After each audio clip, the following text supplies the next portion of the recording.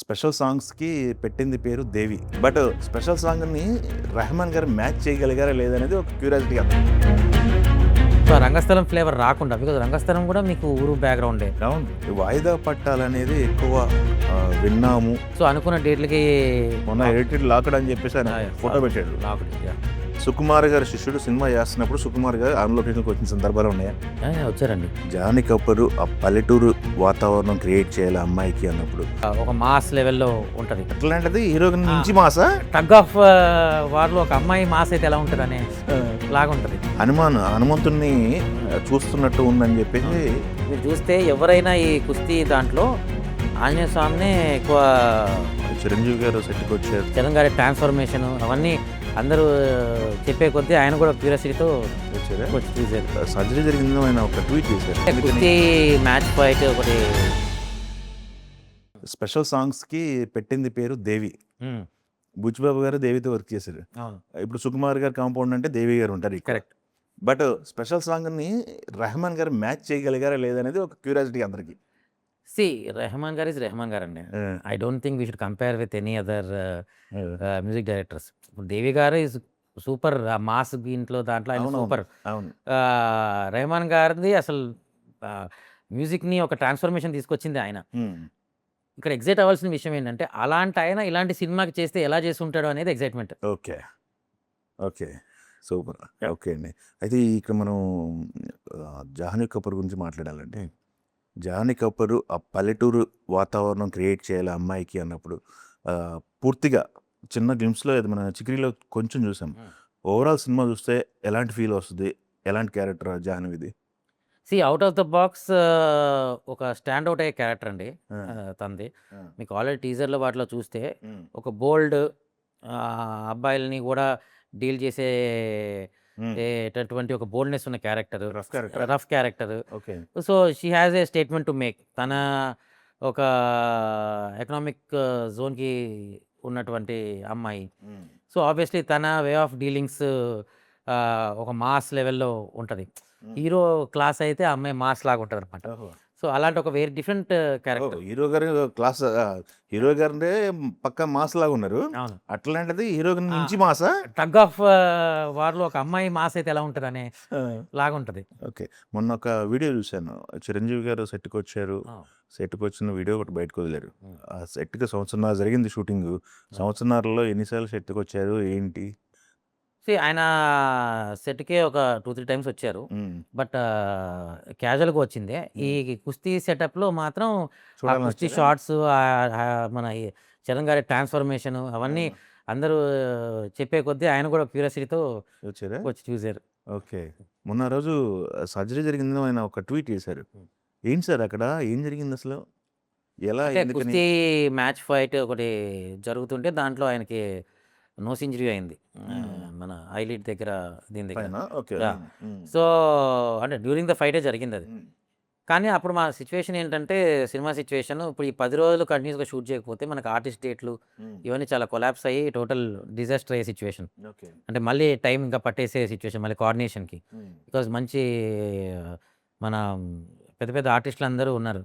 మన శివరాజ్ కుమార్ గారు వీళ్ళందరూ, ఇవన్నీ కోఆర్డినేషన్ మళ్ళీ జాన్వి అవ్వాలంటే కష్టం కదా. కానీ ఆ టైంలో అలా జరిగినా ప్రొడ్యూసర్ వీళ్ళందరూ ఓకే మనం ప్రిపేర్ అయ్యి ఉందాం అనే దాంట్లో ఉన్న ఆయన నెక్స్ట్ డే మళ్ళీ షూట్ కంటిన్యూ చేసేసారు. వచ్చేసి యా, ఎవరు వారించలేదా? వద్దు వారించిన ఇంకా ఆయన స్టబన్గా ఉన్నప్పుడు మనం ఏమనగలుగుతాం. ఓకే. వాయిదా పట్టాలనేది ఎక్కువ విన్నాము. ఎక్కువ వాయిదాలు పడిందని చెప్పి మధ్యలో చాలా డిస్కషన్ అయింది. అవును, అది ఎందువల్లండి? షూటింగ్ కంప్లీట్ అవ్వటం వల్ల అవ్వకపోవటమేనా? లేకపోతే ఏమన్నా అదర్ సినిమాల డేట్లు? అదర్ సినిమా డేట్స్ ఆ ఫ్యాక్టర్స్ నాకు ఐడియా లేదు. మెయిన్ జరిగింది ఏంటంటే బికాజ్ హ్యూజ్ కాంబినేషన్స్. సో అనుకున్న డేట్లకి మనకి కొన్ని జరగకపోవటము, శివరాజ్ కుమార్ గారు అవుట్ ఆఫ్ స్టేషన్ ఏదో వెళ్ళి కొన్ని డేట్లు మిస్ అవ్వటము. At the same time natural calamities.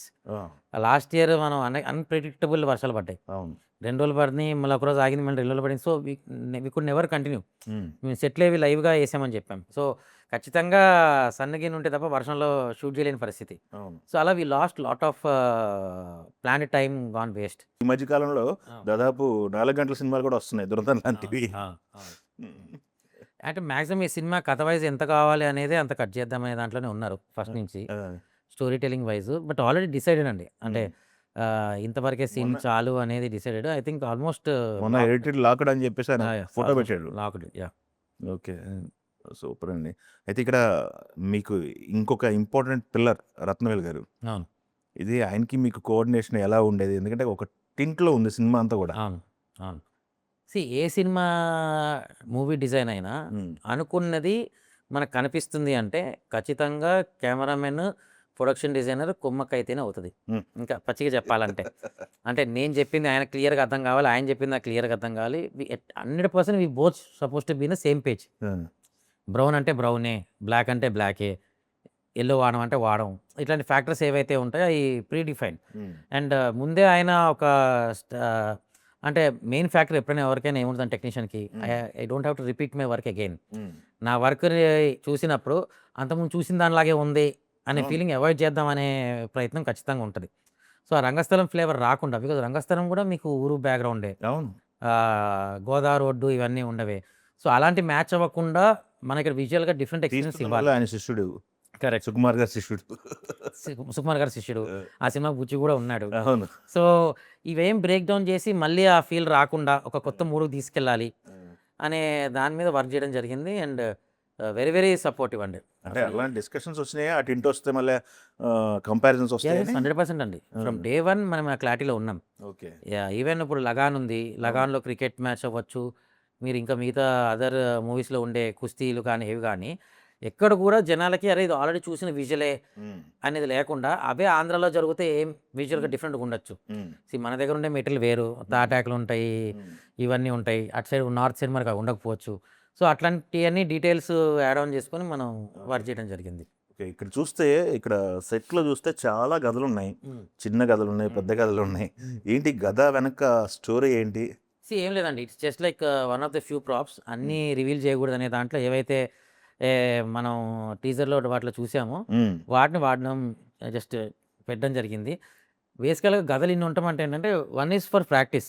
ఇప్పుడు ఏవైతే మీరు మెటల్ గదల్లాగా చూస్తున్నారో అవన్నీ ఆ టైంలో మ్యాచ్ గెలిచినప్పుడు వాళ్ళకి ఇచ్చేటటువంటి బహుమతులు. It's like appreciation, token of appreciation లాగా. అవి వాడుకునే గదలు కాదు, it's like award kind of a thing అనమాట. ఆ పోస్చర్లో చూసుకుంటే మొన్న రిలీజ్ అయిన టీజర్లో హనుమంతుణ్ణి చూస్తున్నట్టు ఉందని చెప్పేసి చాలా మంది చాలా ఒపీనియన్స్ బయటకి.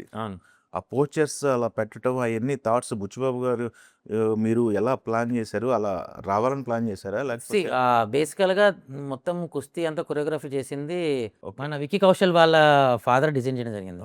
ఓకే. ఆయన దంగల్కి కూడా ఆయనే డిజైన్ చేశారు.